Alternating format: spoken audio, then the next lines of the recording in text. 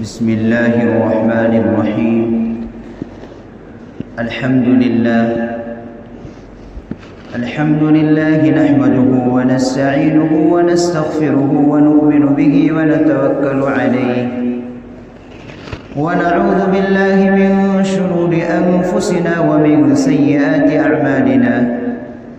من يهده الله فلا مضل له ومن يضلله فلا هادي له. ونشهد أن لا إله إلا الله وحده لا شريك له.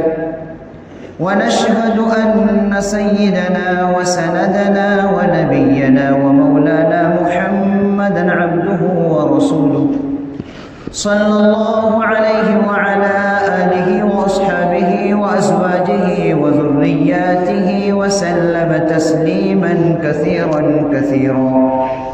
أما بعد، أعوذ بالله من الشيطان الرجيم. بسم الله الرحمن الرحيم. لقد من الله على المؤمنين إذ بعث فيهم رسولا من أنفسهم يتلو عليهم آياته ويزكيهم ويعلمهم الكتاب والحكمة وإن كانوا من قبل لفي ضلال مبين. صدق الله العلي العظيم وصدق رسوله النبي الكريم. محترم بزرگوں اور عزیز ساتھیوں، خطبے میں جس آیت مبارکہ کی تلاوت کی گئی، اس آیت مبارکہ میں اللہ تبارک و تعالی جناب محمد رسول اللہ صلی اللہ علیہ وسلم کی ذات گرامی کے دنیا میں بعثت کے مقصد کو بتایا ہے کہ ہم نے آپ کو دنیا کے اندر کیوں بھیجا. اس کی بنیادی مقاصد کو اس آیت مبارکہ میں اللہ تبارک و تعالی نے ارشاد فرمایا ہے. اسی کی روشنی میں اس جمعے میں بات ہوگی.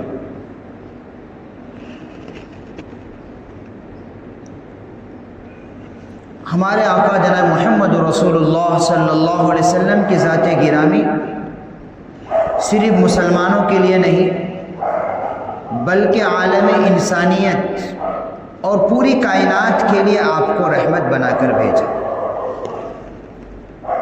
دوسری جگہ خود قرآن پاک اس کی گواہی دیتا ہے، وَمَا أَرْسَلْنَاكَ إِلَّا رَحْمَةً لِّلْعَالَمِينَ، کہ ہم نے آپ کو تمام جہانوں کے لیے رحمت بنا کر بھیجا.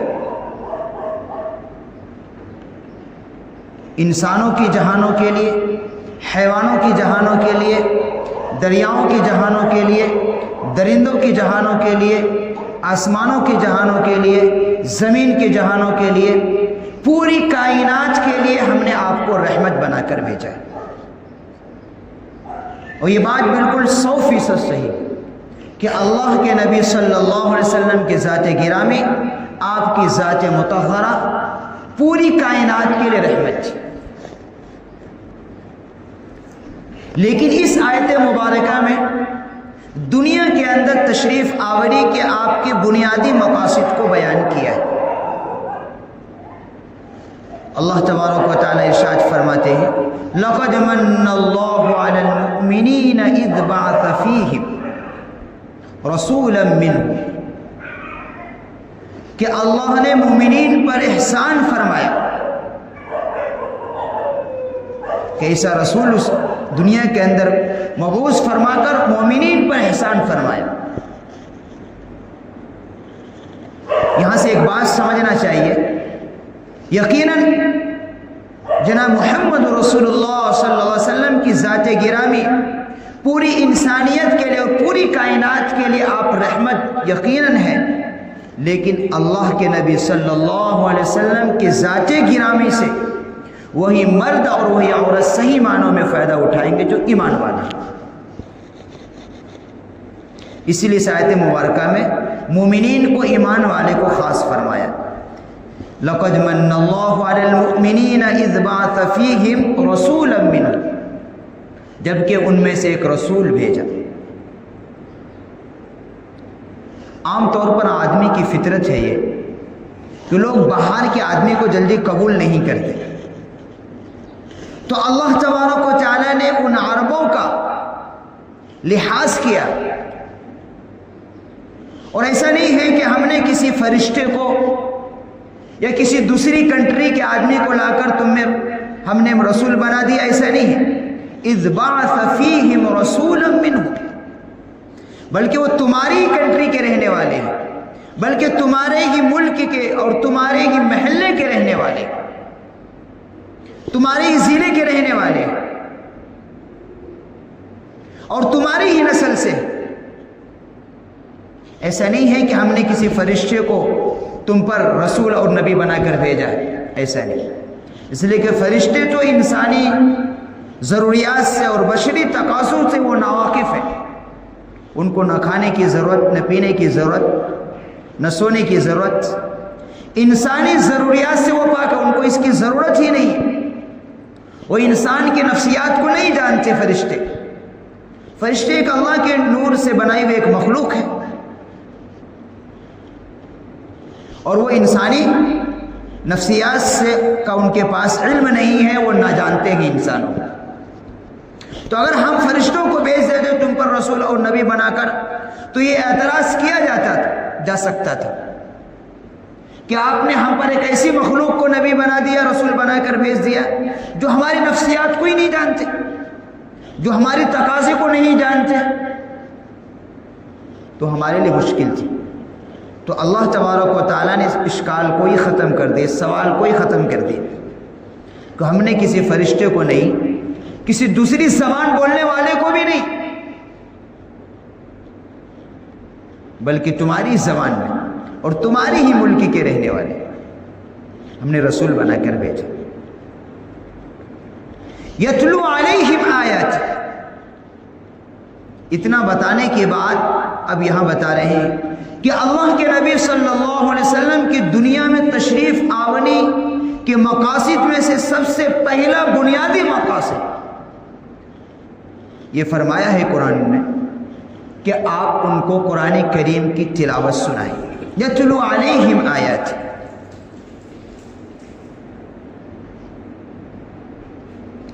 قرآن کریم کی تلاوت ایک خود بنیادی مقصد ہے،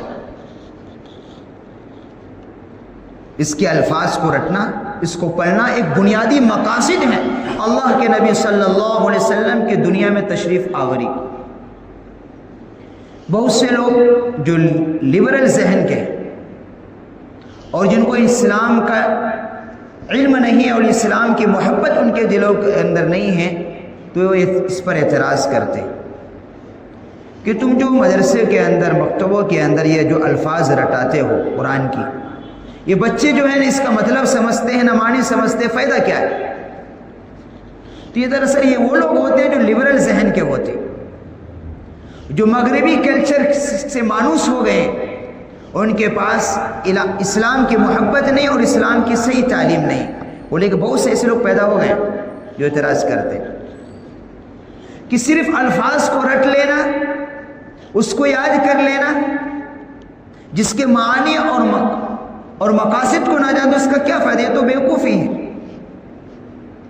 تو یہ ظاہر سی بات یہ ہے کہ خود ان کی ناعلمی کی وجہ سے ہے یہ سب سوالات پیدا ہو۔ اللہ خود فرما رہا ہے کہ اللہ کے نبی صلی اللہ علیہ وسلم کی بنیادی مقاصد میں سے پہلا مقصد قرآن کریم کی تلاوت کرنا ہے، اور آپ سنائیں لوگوں کو قرآن کریم کی تلاوت کر کے۔ تو قرآن پاک کی تلاوت کرنا، اس کے الفاظ کو رٹنا، اس کے الفاظ کو یاد کرنا، اور قرآن کریم ایک ایسی کتاب ہے جس کے لیے جتنے قواعد تیار کیے گئے ہیں دنیا کے اندر کسی زبان کے لیے اتنا اہتمام نہیں کیا گیا۔ آج انگریزی کا دور ہے، لوگ جس کو انگریزی تھوڑا پڑھنا آ جاتا ہے، بولنا آ جاتا ہے، لوگ اسے پڑھا لکھا اور نہ جانے کیا کیا سمجھ بیٹھتے ہیں اور سمجھتے بس یہی خان صاحب ہے اور سارا چیز یہی ہے، پوری دنیا اور سب چیز جاننے والے۔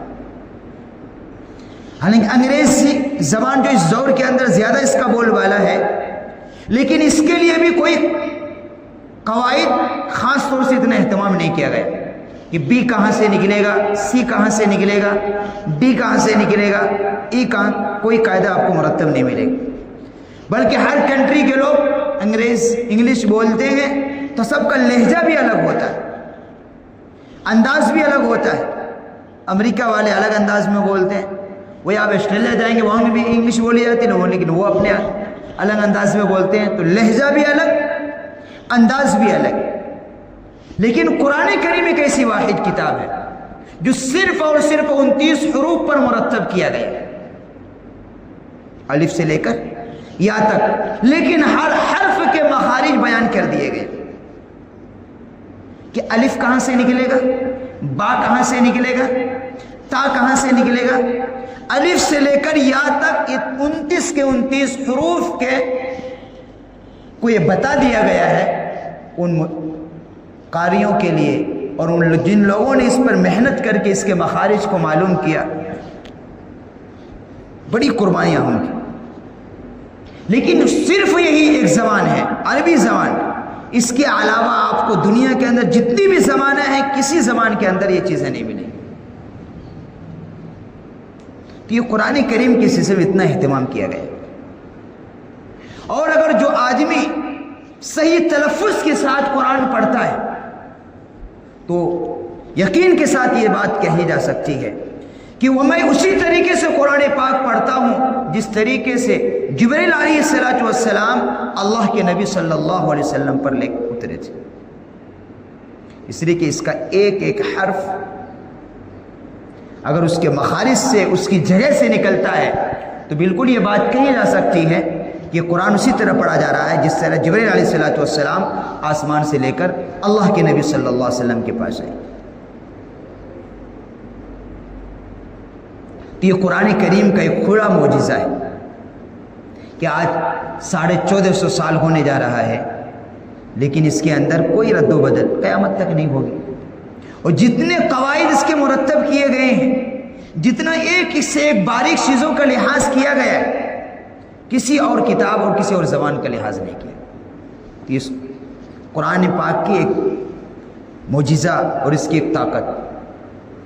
تو وہ لبرل لوگ ہوتے ہیں جو اس پر اعتراض کرتے ہیں۔ تو پہلا مقصد اللہ کے نبی صلی اللہ علیہ وسلم کا قرآن کریم کی تلاوت، یتلو علیہم آیات، اور ظاہر سی بات ہے کہ صرف اصل مقصد تو قرآن کریم کا پیغام سمجھانا ہے۔ تو اللہ خود اس آیت مبارکہ میں آگے فرما رہے ہیں کہ دوسرے آپ کا مقاصد کیا ہے دنیا کے اندر بھیجنے کا، وَيُزَكِّيهِمْ۔ یہاں سے ایک بات آج ہم لوگ ماشاءاللہ پہلے سے اب زیادہ مسلمانوں کے اندر ایک بیداری پیدا ہوئی۔ بیداری یہ بھی دین کے اعتبار سے نہیں، دنیاوی کے اعتبار سے۔ پہلے لوگ اتنے بھی تعلیم نہیں دلاتے جو آج کے دور لوگ دلا رہے ہیں، دنیاوی تعلیم دلا رہے ہیں آج کے لوگ۔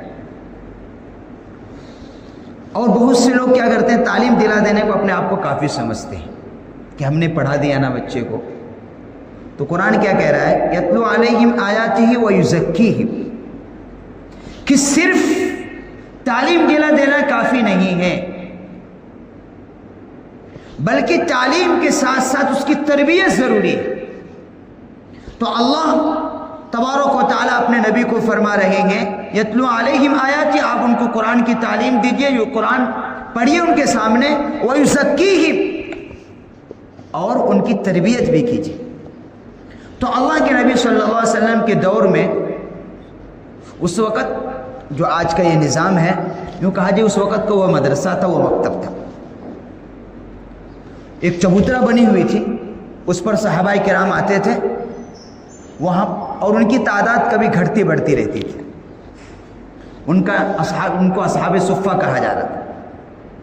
ان کا نہ کوئی گھر تھا نہ کوئی در تھا، صرف اس چبوترے پر پڑے رہتے تھے، اور ان کا مقصد تھا اللہ کے نبی صلی اللہ علیہ وسلم کی قرآن سیکھنا، اللہ کے نبی صلی اللہ علیہ وسلم سے دین سیکھنا، یہ مقصد تھا ان کا۔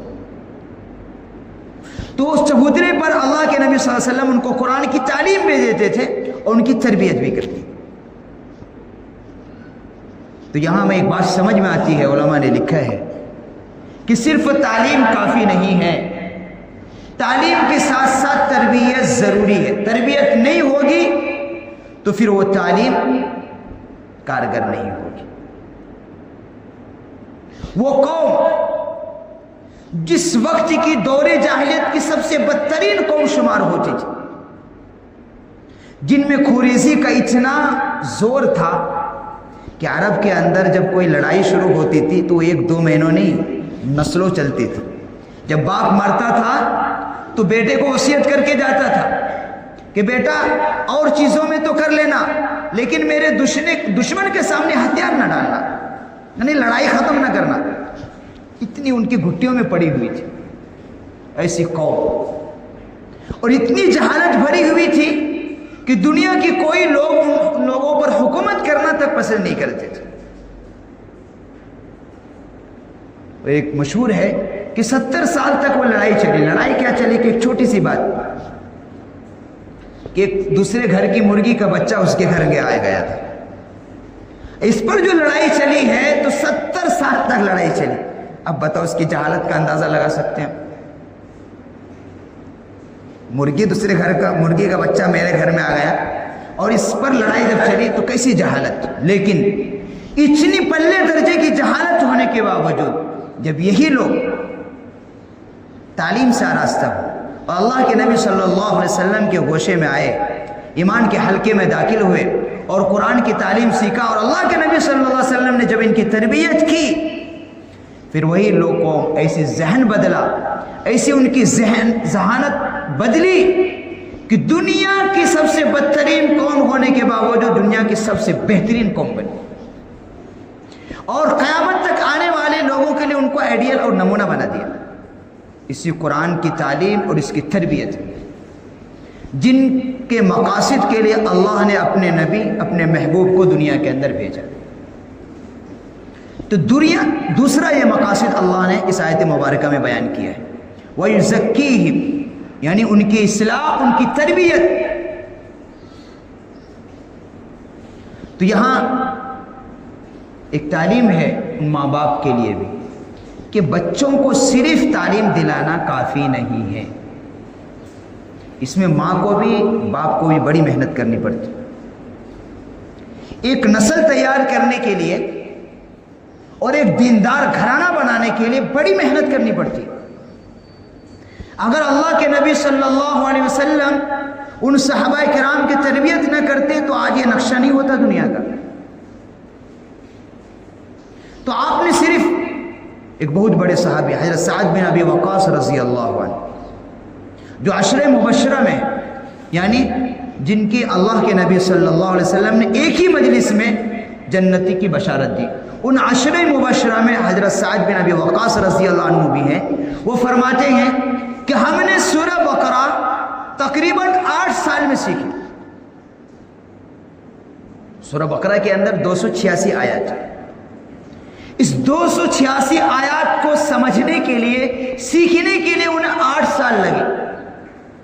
تو آج جو لوگ بہت سے ایسے دنیا میں پیدا ہو گئے ہیں جن کو تھوڑا بہت پڑھنا آتا ہے اور وہ قرآن کی ترجمہ پڑھ لیتے ہیں اور اپنے آپ کو عالم سمجھ بیٹھتے ہیں اور پھر اپنے عقل سے جو ہے مسائل دوڑاتے لگتے. حالانکہ صحابہ کرام عربی جانتے تھے، بہترین عربی جانتے تھے، اور قرآن عربی میں نازل ہوا تو پھر ان کو ضرورت نہیں تھی کسی استاد کی، چونکہ قرآن عربی میں نازل ہوا ہے اور وہ عربی کو جانتے تھے تو پھر ضرورت کیا تھی؟ پھر اللہ نے اپنے نبی کو بھیجا کیوں؟ اس سے معلوم ہوا کہ جب تک انسان کسی استاد سے، کسی ٹیچر، کسی معلم سے یا کسی معلمہ سے جب تک دین کو، قرآن کو نہیں سمجھے گا، وہ صحیح معنوں میں دین کو نہیں سمجھ سکتا اور وہ عالم بھی نہیں بن سکتا. تو ایسے بہت سے لوگ ہو گئے پیدا جو اپنے عقل سے قرآن کو سمجھنے کی کوشش کرتے ہیں، سنت رسول اللہ کو سمجھنے کی کوشش کرتے ہیں. وہ تو خود اپنی تو نیا ڈبا ہی رہے ہیں، جو لوگ ان کے پیچھے چلیں گے وہ بھی جائیں گے جہنم. اس لیے کہ قرآن یہ عقل سے سمجھنے والی چیز نہیں ہے. یہ دین اسلام یہ عقل سے سمجھنے والی، اگرچہ دین اسلام فطرت سلیمہ کے تقاضے کے مطابق ہے، لیکن وہی عقل قابل وہی عقلی بات جیسے عقل میں دلیل دیتے ہیں، ارسطو کی دلیل دیتے ہیں لوگ، بڑا عقل مند آدمی تھا، یہ گزرا ہے، اس کی لوگ دلیل دیتے ہیں کہ بڑا عقل مند آدمی تھا. ان کی بات اگر وہ اسلام کی تعلیم سے ٹکراتی ہے تو عقل کی بات نہیں ہوتی. تو وہی عقل اس کا ایک پیمانہ ہے، وہیں تک وہ کام کر سکتا ہے. یہی وجہ ہے کہ آپ یہ جو اپنے آپ کو عقل مند کہتے ہیں تو ان کی رائے میں دیکھو خود آپس میں بہت اختلاف ہوتا ہے. کوئی اپنے عقل سے یہ بات کہتا ہے اور وہی اپنے آپ کو خان صاحب سمجھتا ہے کہ نہیں میں ہی جو بات کہہ رہا ہوں وہی صحیح ہے. دوسرا اپنے عقل سے دوسری بات کہتا ہے، وہ اپنے آپ کو خان صاحب سمجھ بیٹھا ہے. تیسرا آتا ہے وہ اپنے عقل سے سمجھتا ہے میں صحیح کر رہا ہوں. تو دنیا کے اندر بھی وہ لوگ جو اپنے آپ کو بڑے بڑے عقل مندوں میں شمار کرتے ہیں، ان کی رائیوں میں بھی اختلاف ہوتا ہے. کسی کی رائے کچھ اور ہے، کسی کی رائے کچھ اور ہے، کسی کی کچھ اور ہے. لیکن ایک ہی ذات، ایک ہی ہستی ہے جناب محمد رسول اللہ صلی اللہ علیہ وسلم کی رائے کی، جن کی تعلیم، جن کی بات، جن کا قول، جن کا فعل بالکل اس میں کسی کی رائے کا اختلاف ہی نہیں. اور اگر وہ بات نبی کریم علیہ الصلوۃ والسلام کی سنت سے ٹکراتی ہے تو پھر وہ عقل نہیں ہے، وہ شیطانی عمل ہے، اس کو چھوڑا جائے گا اور اللہ کے نبی صلی اللہ علیہ وسلم کی تعلیم کی پیروی کی جائے گی. تو بات چل رہی تھی وَيُزَكِّيهِمْ کہ دوسری بنیادی مقاصد نبی کریم علیہ الصلوۃ والسلام کی دنیا میں تشریف آوری کا یہ تھا کہ آپ ان کی اصلاح کریں، قرآن کے پیغامات کو لوگوں کو بتائیں، قرآن کریم کی تعلیم اور ان کی تربیت، ان کی اصلاح. اس لیے کہ تربیت کے بغیر، اصلاح کے بغیر یہ صحیح معنوں میں کوئی انسان نہیں بن سکتا. جس انسان کی صحیح تربیت ہوتا ہے، جس طریقے سے اللہ کے نبی صلی اللہ علیہ وسلم نے ان صحابہ کرام کی تربیت کی، تو پھر وہی قوم، وہی جماعت قیامت تک آنے والے انسانوں کے لیے آئیڈیل اور نمونہ بن گئے، جن کے اندر جہالت پڑی ہوئی تھی. اور ایسی جہالت جس کا تذکرہ اس دور کو ہی دور جاہلیت سے شمار کیا گیا. تو دنیا کے اندر بھی ترقی کے لیے تعلیم ضروری ہے. تعلیم کے بغیر دنیا میں ترقی نہیں بن سکتی، دنیا میں بھی نہیں بن سکتی. اگر دنیاوی بھی ترقی چاہتے ہیں تو تعلیم ضروری، ایجوکیشن ضروری ہے. برطانیہ ایک چھوٹا ملک ہے، بہت چھوٹی سی آبادی ہے اس کی، لیکن اگرچہ انہوں نے ٹیکنالوجی پر محنت کی تو ایسا کہتے ہیں ان کی حکومت جو ہے 200 سال تک رہی.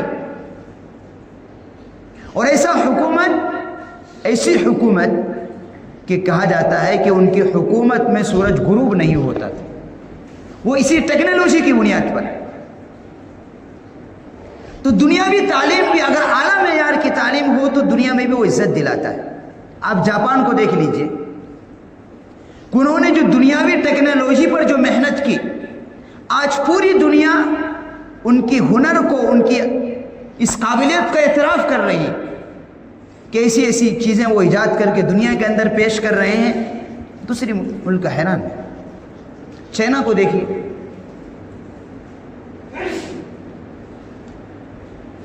تو دنیا کا علم بھی اگر صحیح معنوں میں اعلیٰ معیار تک پہنچے گی تو دنیا کا، لیکن یہ صرف اور صرف دنیا تک ہوگی، دنیا میں بھی عزت دلائے گی. لیکن وہ تعلیم کام چلانے والی نہیں، اعلیٰ معیار کی ہونی چاہیے.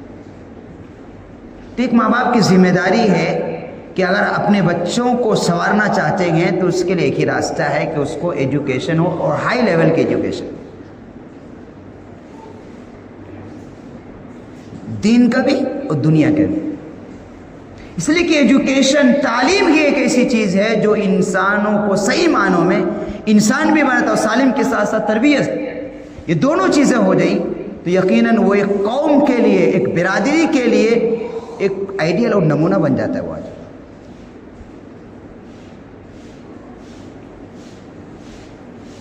اور اللہ کے نبی صلی اللہ علیہ وسلم نے خود اللہ کے نبی نے حدیث میں فرمایا انما بعثت معلما، میں معلم بنا کر، یعنی تعلیم دینے والا، سکھانے والا بنا کر بھیجا گیا.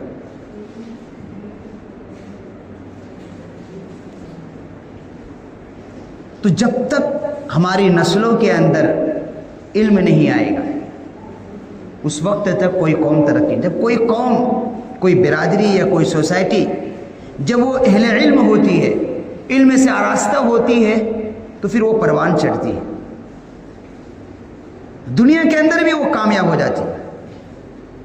اور جہالت کی اب کوئی قدر نہیں ہے. قرآن خود کہتا ہے قُلْ هَلْ يَسْتَوِي الَّذِينَ يَعْلَمُونَ وَالَّذِينَ لَا يَعْلَمُونَ. جاننے والے اور نہ جاننے والے برابر نہیں ہو سکتے.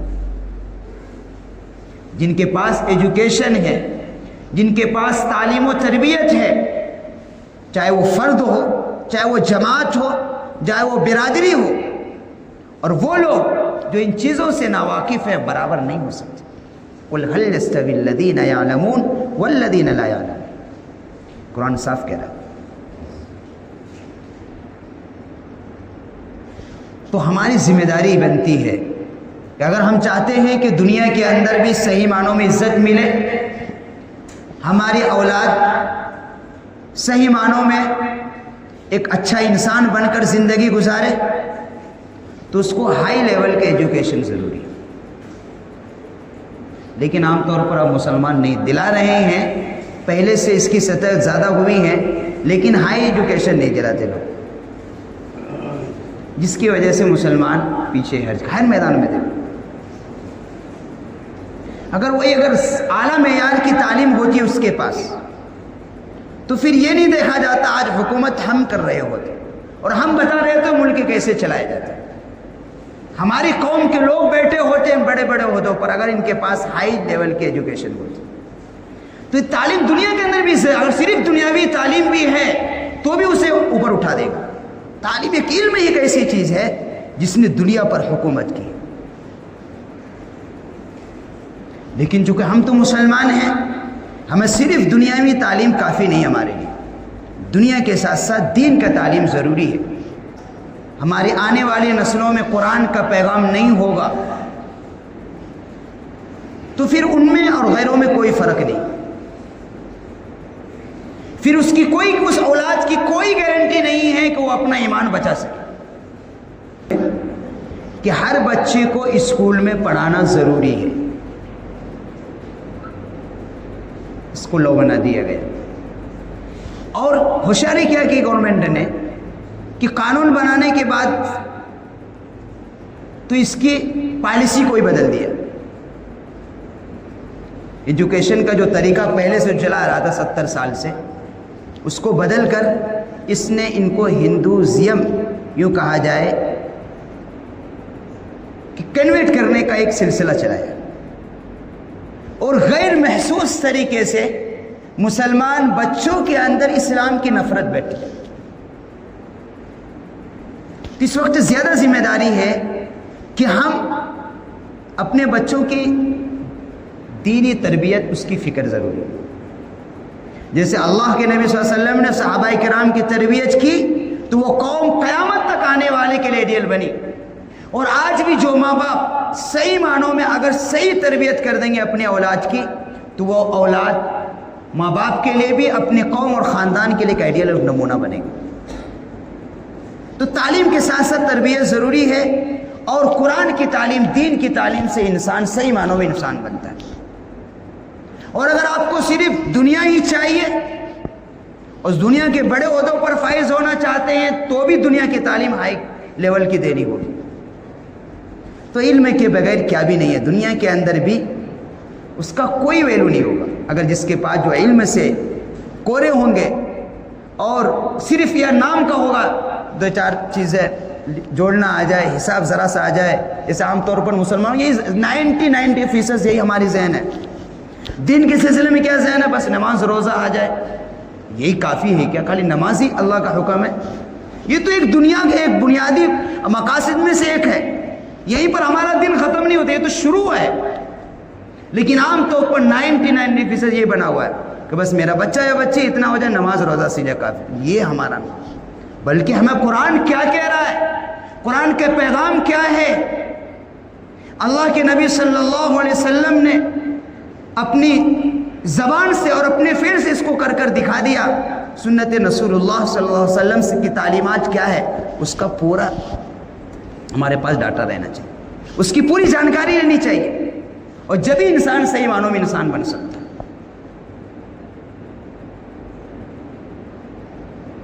یہ ہر ایک کی ضرورت ہے، بڑوں کی بھی ہے، چھوٹوں کی بھی ہے، ہر مرد کی ہے، ہر عورت کی ہے، کہ حق اللہ کے نیک بندوں میں اور اللہ کے خاص بندوں میں شامل ہونا چاہتے ہیں تو ہمارے لیے قرآن کا پیغام سمجھنا ضروری ہے۔ اللہ کے نبی صلی اللہ علیہ وسلم کی سیرت مبارکہ کو سمجھنا، اس پر عمل کرنا ضروری ہے۔ تو میں نے خطبے میں جس آیت مبارکہ کی تلاوت کی ہے اس میں اللہ تبارک، ٹائم ختم ہو گیا، ہماری بات آدھی بھی نہیں ہوئی، اب یہیں پر روکنا پڑے گا۔ تو دوسرا یہ بنیادی مقاصد میں سے انشاءاللہ اگلے جمعے میں ملے گا تو اس کو پورا کریں گے۔ تو مقصد یہ ہے، پہلا، ہر ہمارے بچہ دنیا اور دین اور دنیا دونوں کی تعلیم سے آراستہ ہونا چاہیے، اور ہائی لیول۔ تو ہم تو یہ کہتے ہیں کہ اپنے بچوں کو عالم و حافظ بھی ساتھ ساتھ بنو، صحیح معنوں میں اس کو سمجھ میں آئے گا کہ دین کیا ہے، اور صحیح معنوں میں آج ضرورت ہے اس قوم کو کہ ہر قوم کے اندر، ہر برادری کے اندر کم از کم اتنا تو ہونا چاہیے کہ وہ اپنی قوم کی صحیح رہبری کر سکے۔ آج پکڑ کر لانا پڑتا ہے اور وہ بھی رونا پڑتا ہے۔ خیر، اللہ تبارک و تعالیٰ نے ہمیں اولاد کی نعمت سے نوازا ہے، تو ہم اپنی اولاد کی طرف سے بے غافل نہ رہیں، اور ہم اس کی تعلیم و تربیت پہ بالکل کوتاہی نہ کریں۔